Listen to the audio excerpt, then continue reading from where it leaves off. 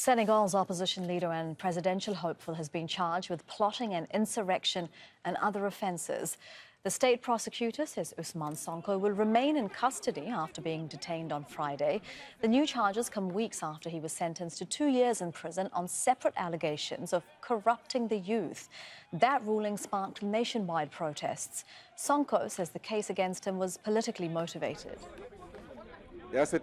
He will be prosecuted for calling for insurrection, criminal conspiracy, undermining state security, plotting against state authority, acts and maneuvers intended to compromise public security and create serious political unrest, criminal conspiracy in connection with the terrorist enterprise, as well as theft. Charles Stratford reports from the capital, Dakar. He tells us more about the charges Sonko is about to face.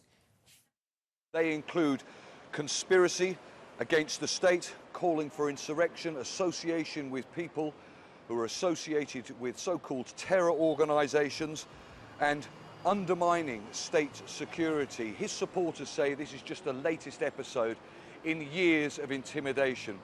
Just to give you some background here, in 2021 he was arrested and charged with rape.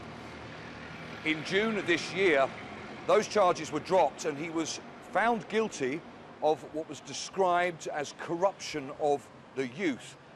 That sentence means, in theory, legally, that he is not allowed to stand in next year's elections.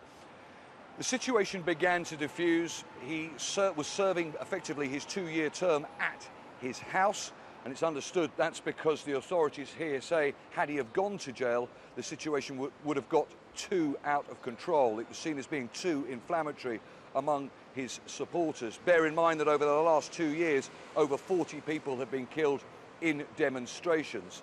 So the situation here in the Senegalese capital is calm for now. There have been calls for protests. His party says the future of President Sonko, their future president, rests with us, the Senegalese people. Charles Stratford, Al Jazeera, Dakar.